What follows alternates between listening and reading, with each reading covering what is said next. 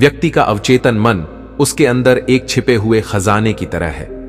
जिस प्रकार कस्तूरी मृग कस्तूरी को ढूंढते हुए पूरे जंगल में घूमता है और उसे यह पता नहीं होता है कि कस्तूरी कहाँ है, जबकि वह कस्तूरी उसकी नाभि में ही स्थित रहती है। ठीक उसी प्रकार व्यक्ति भी अपने दुख और परेशानियों का हल बाहर की दुनिया में ढूंढता रहता है, जबकि उसकी समस्त दुख और परेशानियों का हल उसके अंदर ही होता है।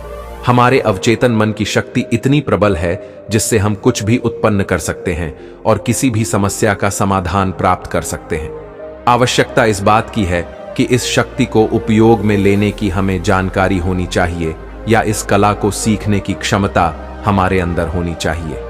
अवचेतन मन की यह विशेषता होती है कि उसके लिए न कोई बड़ी चीज की आवश्यकता होती है और ना ही कोई छोटी चीज की। जीवन में क्या चाहते हैं और क्या नहीं चाहते, अवचेतन मन तो केवल आपकी सोच पर कार्य करता है, आपकी सोच पर निर्भर रहता है। अवचेतन मन यह चुनाव नहीं कर सकता कि क्या गलत है और क्या सही है। अवचेतन मन सही गलत का चुनाव नहीं कर सकता है। आपकी सोच चाहे जिस प्रकार की हो, कैसी भी हो, और चेतन मन आपके जीवन में चमत्कार कर सकता है। केवल आप इसका उपयोग करना सीख जाएं। अवचेतन मन हमारे अंदर वह बगीचा है जिसमें आप अपनी सोच और विश्वास के आधार पर सुगंधित फूल उगा सकते हैं, लेकिन आपको आवश्यकता है कि आप इसके माली बन जाएं। और ध्यान रखना पड़ेगा कि कहीं अन्य खरपतवार, घास फूस, जंगली पौधे इस पर न उग जाएं। यहां मैं आपको कुछ तरीके बता रहा हूं जिससे आप अपने अवचेतन मन से अपने जीवन को बदलने में प्रयोग कर सकते हैं। हमेशा अपनी सोच का नजरिया सकारात्मक रखें।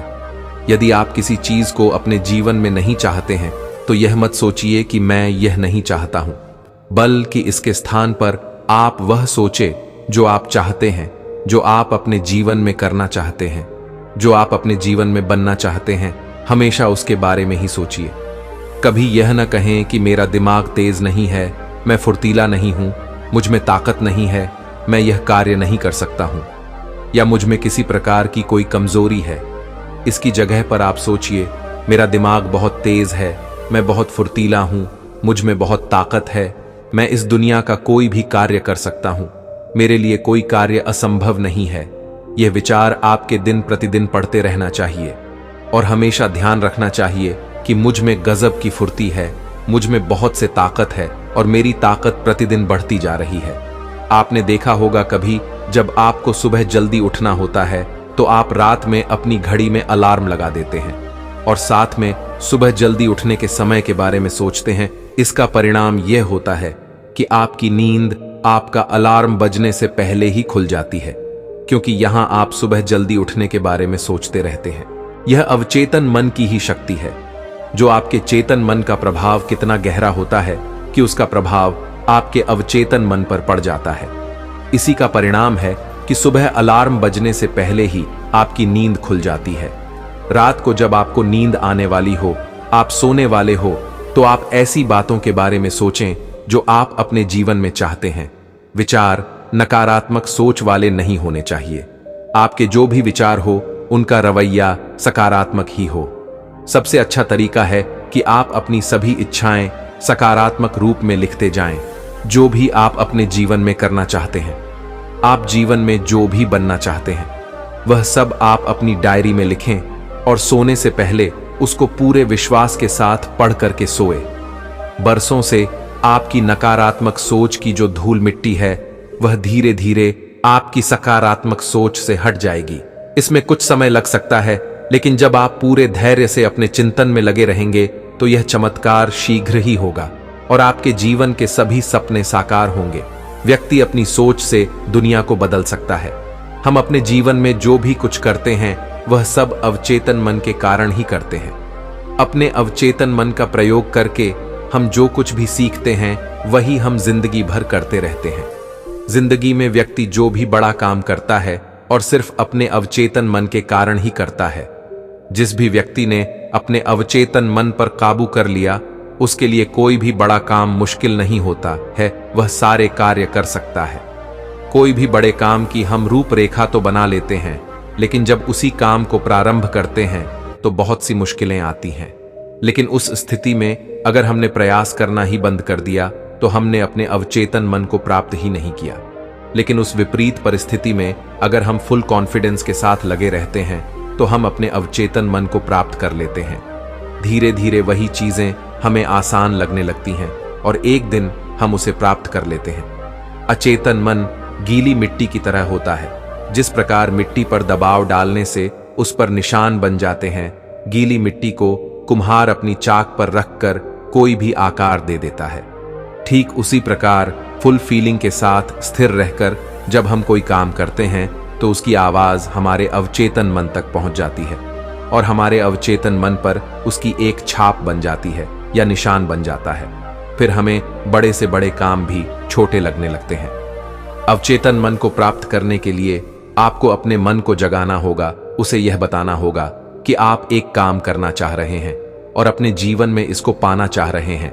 फिर पूरे मन से उस काम में अपनी पूरी लगन के साथ, पूरी निष्ठा के साथ जुट जाइए और उसी काम के प्रति निरंतरता बनाए रखिए। कुछ दिन बाद आप देखेंगे कि वह बात या वो चीज आपकी आदत में हो गई है। तब आपको इतनी मेहनत नहीं करनी पड़ रही है जितनी आपको शुरुआत में करनी पड़ रही थी, क्योंकि अब आपने अपने अवचेतन मन पर उस काम का प्रभाव छोड़ दिया है, उस काम का निशान छोड़ दिया है। व्यक्ति का अवचेतन मन पानी के जहाज की तरह होता है और उसका चेतन मन उस जहाज के कैप्टन की तरह होता है। कैप्टन जहाज को जिस तरह चाहे ले जा सकता है। जहाज कैप्टन से यह प्रश्न कभी नहीं करता कि आप मुझे कहां ले जा रहे हैं, बस वह तो निर्भर करता है कैप्टन के निर्णय पर। इसी प्रकार हमें चेतन मन के द्वारा अवचेतन मन को जगाना होता है। हमारा अवचेतन मन वही करता है जो चेतन मन उससे करने के लिए कहता है। इसी प्रकार हमें चेतन मन के द्वारा अपने अवचेतन मन को जगाना चाहिए। हमारा अवचेतन मन वही करता है जो चेतन मन उसे करने के लिए कहता है। कोई भी बात या कोई भी कार्य अपने फुल कॉन्फिडेंस के साथ दोहराते रहने से अवचेतन मन का हिस्सा बन जाता है। अवचेतन मन सच, झूठ, सही, गलत या कल्पना में अंतर नहीं कर सकता। वह नहीं जानता है कि इसका मतलब क्या होता है। भले ही कोई कार्य आपको असंभव या मुश्किल लगता हो, लेकिन अगर आप उसे सही तरीके से दोहराते रहेंगे, अपने जीवन में उसे फुल फीलिंग के साथ डालते रहेंगे, अवचेतन मन उसे सच मान लेगा और पूरा कर देगा। क्योंकि सही और गलत का अंतर, वास्तविकता और कल्पना का अंतर हम जानते हैं, लेकिन हमारा अवचेतन मन नहीं जानता है। व्यक्ति अपनी जिंदगी में जो भी करता है वह सब अवचेतन मन की वजह से ही करता है। अवचेतन मन का इस्तेमाल करके हम जो कुछ भी सीखते हैं वह हम जिंदगी भर करते रहते हैं। जीवन में व्यक्ति जो भी बड़ा काम करता है और सिर्फ अपने अवचेतन मन के कारण ही करता है। जिस भी व्यक्ति ने अपने अवचेतन मन पर काबू कर लिया, उसके लिए कोई भी बड़ा काम मुश्किल नहीं होता। जब हम किसी बड़े काम की प्लानिंग कर लेते हैं लेकिन उसी काम को शुरुआत करते हैं तो बहुत बड़ी मुश्किलें आती हैं। लेकिन उस स्थिति में अगर हमने कोशिश करना बंद कर दिया तो हमने अपने अवचेतन मन को प्राप्त नहीं किया। लेकिन उस मुश्किल परिस्थिति में अगर हम अपनी पूरी सोच के साथ लगे रहे तो अपने अवचेतन मन को प्राप्त कर लेते हैं और धीरे धीरे वही चीजें हमें आसान लगने लगती हैं और एक दिन हम उसे प्राप्त कर लेते हैं। जब हम साइकिल चलाना सीखते हैं तो हम पहली बार में ही नहीं सीख पाते और ना एक दो दिन में ही सीख पाते हैं। जब हम लगातार कोशिश करके थोड़ी थोड़ी साइकिल चलाना प्रारंभ करते हैं, धीरे धीरे साइकिल को चलाते हैं, कहां पर हमें रुकना है, कहां ब्रेक लेना है, इसका इस्तेमाल करते हैं। यदि कोई मोड़ आ जाए तो बड़े ध्यान से साइकिल को मोड़ते हैं। लगातार मेहनत, कोशिश और सीखने की जिज्ञासा से कुछ ही दिनों में हम अच्छी तरह से साइकिल चलाना सीख जाते हैं। फिर न तो हमें मोड़ आने पर डर लगता है और ना तेज चलाने पर और ना ही ब्रेक लगाते समय यह सोचते हैं कि अब हम ब्रेक कब लगाएंगे। जब कोई व्यक्ति कंप्यूटर पर या टाइपराइटर पर हिंदी या इंग्लिश में टाइप करना सीखता है तो पहले उसको कीबोर्ड पर लिखे हुए अक्षरों पर ध्यान देना होता है। लेकिन निरंतर प्रयास से लगातार लगे रहने पर एक दिन ऐसा आता है जब हमें ना कीबोर्ड की तरफ देखना होता है और ना उन अक्षरों पर ध्यान रखना होता है। हमारा ध्यान चाहे जिस भी तरफ हो, हम बिना देखे कुछ भी लिख लेते हैं। यह अवचेतन मन ही है। ठीक उसी प्रकार जब भी आप कोई काम शुरू करते हैं तो मुश्किलें देखकर हार मान लेते हैं। लेकिन उसी समय अगर आपके अंदर उस चीज को करने की इच्छा शक्ति जागृत हो जाए, उस काम को करने की आपको प्रेरणा देती है, तो धीरे धीरे आप कठिन कार्य को और भी मन लगाकर करने लगते हैं, फिर एक दिन उसे पूरा कर लेते हैं। आप चाहे जाग रहे हो या सोए हुए हो, आपके अवचेतन मन की रहस्यमयी शक्ति आपके शरीर के सभी महत्वपूर्ण कार्यों को नियंत्रित करती रहती है। इसमें आपके चेतन मन के किसी तरह की हस्तक्षेप की जरूरत नहीं होती है। जब आप सोते हैं तो आपका हृदय धड़कता रहता है, आपके सीने और फेफड़े की मांसपेशियां फेफड़ों में हवा भरती और निकलती रहती हैं। आपके शरीर की कोशिकाएं एक काम के कारण निकली कार्बन डाइऑक्साइड के बदलने में ताजी ऑक्सीजन भर ली जाती है, जिसकी आपको कार्य करने के लिए जरूरत होती है। आपका अवचेतन मन आपकी पाचन क्रिया और ग्रंथियों के अलावा आपके शरीर के अन्य सभी जटिल कार्यों को भी नियंत्रित करता है। वह सब लगातार होता रहता है, चाहे आप जाग रहे हो चाहे आप सो रहे हो। यदि आपको अपने शरीर के सारे काम चेतन मन से करने पड़े तो आप निश्चित रूप से असफल हो जाएंगे। शायद व्यक्ति बहुत जल्दी मर जाए। यह प्रक्रिया बहुत जटिल है और आपस में समुचित तरह से गुथी हुई है, किंतु आपका अवचेतन मन इसे आसानी से करता रहता है। चेतन और अवचेतन मन के अंतर को समझने के लिए एक उदाहरण लेते हैं। मान लीजिए आप किसी सुपरसोनिक चैट में बैठकर समुद्र के ऊपर से गुजर रहे हो और आप पायलट के गेट में घुस जाएं। निश्चित ही आपको हवाई जहाज उड़ाना नहीं आता है, लेकिन आप पायलट का ध्यान भटकाकर परेशानी जरूर खड़ी कर सकते हैं। इसी तरह से आपका चेतन मस्तिष्क शरीर को तो नहीं चला सकता, लेकिन वह इसके सही तरह से काम करने के रास्ते में बाधा जरूर बन सकता है। चिंता, तनाव, डर और निराशा, ये सभी फेफड़े, हृदय, आमाशय और आंतों के सामान्य कार्यों में बाधा डाल सकती है। जब आप शारीरिक और मानसिक रूप से विचलित महसूस करते हैं तो आप जो सबसे अच्छा काम कर सकते हैं वह है शिथिल होना, आराम करना और विचार प्रक्रिया को रोक देना। आप अपने अवचेतन मन से बातें करें, इसे कहें कि यह शांति, सामंजस्य और दैवीय विधान को स्थापित करें। ऐसा करने पर आप पाएंगे कि आपके शरीर की समूची कार्य प्रणाली दोबारा सामान्य हो गई है। अपने अवचेतन मन से अधिकार और विश्वास के साथ बोले, यह आपके आदेश का पालन करके प्रतिक्रिया करेगा। आप अपने अवचेतन मन से अपने काम करवा सकते हैं। इसकी खामोश प्रक्रिया को आप देख सुन नहीं सकते। आपका पाला हर बार अपने अवचेतन मन के बजाय चेतन मन से पड़ता है, जबकि सभी महत्वपूर्ण कार्य अवचेतन मन ही करता है। अपने चेतन मन से आशा करते रहे और यह पक्का करें कि आपकी आदत, विचार अच्छे, सुंदर, सच्चे, न्यायपूर्ण और सद्भावनापूर्ण चीजों पर ही केंद्रित हो। अपने चेतन मन का ध्यान रखें, इसके विचारों को नियंत्रित रखें और दिल में जान लें कि आपका अवचेतन मन आप ही आदतों, विचारों के अनुरूप परिणाम दे रहा है, व्यक्त कर रहा है और परिस्थितियां बना रहा है। जिस प्रकार पानी उसी पाइप का आकार ले लेता है जिसमें वह बहता है, उसी तरह आपके जीवन के सिद्धांत आपके विचारों की प्रकृति के अनुरूप प्रवाहित होता है। ध्यान रखें, आपके अवचेतन की औपचारिक शक्ति आपके भीतर सामंजस्य, सेहत, शांति, सुख और प्रचुरता के रूप में प्रवाहित हो रही है। ध्यानी व्यक्ति या प्यारे मित्र के रूप में इसकी कल्पना करें, दृढ़ता से यकीन करें, यह आपके भीतर लगातार प्रवाहित हो रहा है, आपको सजीव, सजग, सक्रिय बना रहा है, प्रेरित कर रहा है और समृद्ध बना रहा है। इसकी अवचेतन मन की प्रतिक्रिया भी आपको इसी रूप में प्राप्त होगी, क्योंकि वह वैसी ही प्रतिक्रिया देता है जैसा आप चेतन मन से इसमें भरते हैं। जैसा आप सोचेंगे वैसा ही आपको मिलेगा।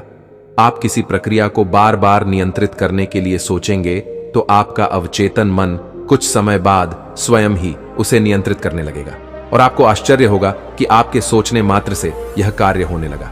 मन के 3 रूप माने गए हैं, चेतन, अवचेतन और अचेतन, परंतु मन की संख्या इतने तक ही सीमित नहीं है। कई बार एक ही मन 3000 बन जाते हैं। कैसे और कब बनता है मन? एक से अनेक।